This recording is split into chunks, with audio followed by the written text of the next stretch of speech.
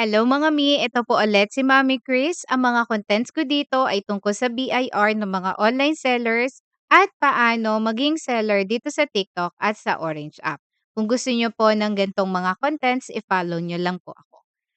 Common tax penalties. Ito po yung ating topic today, mga momshies. So ito, ang mga common tax penalties ng mga registered na sa BIR.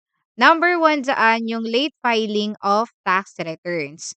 So, karaniwan ito yung, again, number one na penalty ng mga registered na sa BIR kasi hindi nila napapansin na nakasulat doon sa COR yung mga deadlines. So, make sure na silipin niyo po yung inyong mga certificate of registration or yung ating COR. Nakalagay po dyan yung mga kailangan nyong i-file at kung kailan ang deadlines po niyan.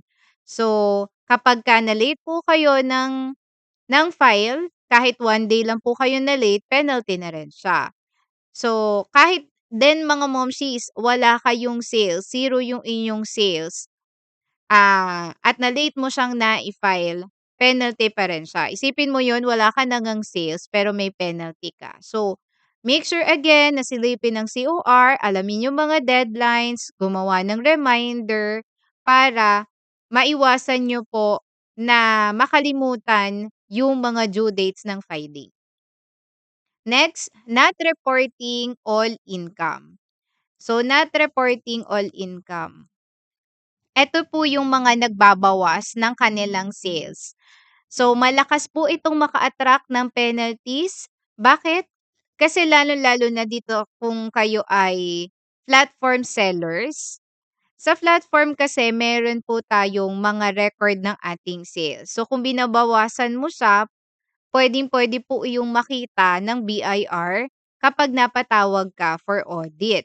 And yun pa nga isa, kakaba-kaba 'pag pinatawag ka na for audit kasi alam mo sa sarili mo na yung final mo is mali or kulang.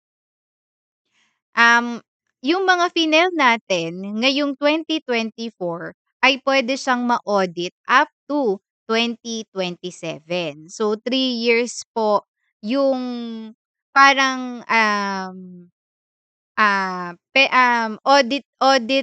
prescription niya. So, again yung 2024 na sales nyo ay puwede siyang ma-audit next year, 2025 or sa 2026 hanggang 2027. So, kung hindi pa lumilipas yung 3 years, parang 3 years prescription period, maaari pang ma-audit yung inyong sales. So, again yung 2024 na sales ay puwedeng ma-audit hanggang 2027. So, isipin mo 'yun, kung mahuli sa year 2027 na bawas yung sales mo or hindi ka nagde-declare ng tama nung 2024 at nung 2027 ay walang-wala ka talagang mahugot na extra money, malaking problema siya. So, iwasan na lang po na hindi i-declare or bawasan yung inyong mga sales. So, again mga momshies, nasa sa inyo ito, pero again, mas maganda na i-declare niyo na lang ng tama para maiwasan niyo po yung problema sa future. Next, paying taxes late. Eto naman yung nakapag-file pero nakalimutan namang magbayad ng kanilang tax or yung kanilang mga tax payables. So, nakapag-file ka on time pero hindi ka pa nakapagbayad on time ng inyong mga tax payables. Again, ang filing and payment ay same lang po ng deadline, mga momshies. Kaya make sure na kapag nag-file kayo, bayaran niyo na rin para hindi niyo din siya makalimutan. O kaya naman, puwede rin namang mauna yung filing and then sa susunod na araw yung payment, puwede namang gano'n. Example, para sa third quarter, 'di ba, November 15 yung deadline niya ng third quarter for income tax.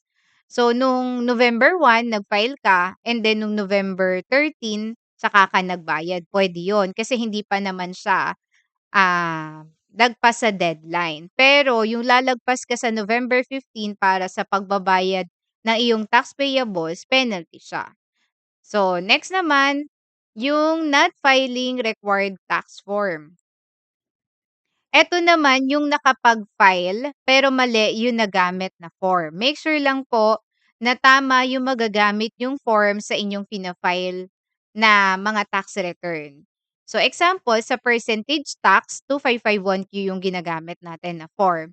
And sa income tax naman ay 1701Q, 1701 or 1701A. Conforme pa po yun kung quarter or annual yung fina-file mo. And make sure din na updated kayo dun sa latest na form na ginagamit.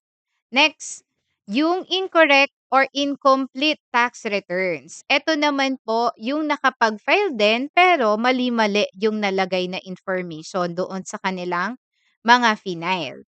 So, pwede ring hindi consistent doon sa iyong attachment like doon sa iyong 2307. So, again, aralin niyo po kung paano mag-declare ng tama, paano, mag-fill up ng mga form ng tama para makaiwas din po sa penalty. And last, yung not issuing or securing sales invoice. Again, mga momshies, kapag ang customer nanghingi ng resibo, reresebuhan, bibigyan mo po siya ng resibo regardless of the amount. And magre-resibo tayo per day, at the end of the day kailangan may nare-release tayo kahit isang resibo, lalong-lalo na sa mga non-VAT. Ayan, kung may sales ka nung araw na 'to, dapat may na-release ka na resibo. Again, per day ang pagre-resibo mga momshi. Kung wala ka namang benta ng araw na 'to, wala kang gagawing resibo siyempre. So, at saka mga momshies, make sure na tama din po yung mga information na nakalagay sa iyong resibo. Tama at kumpleto.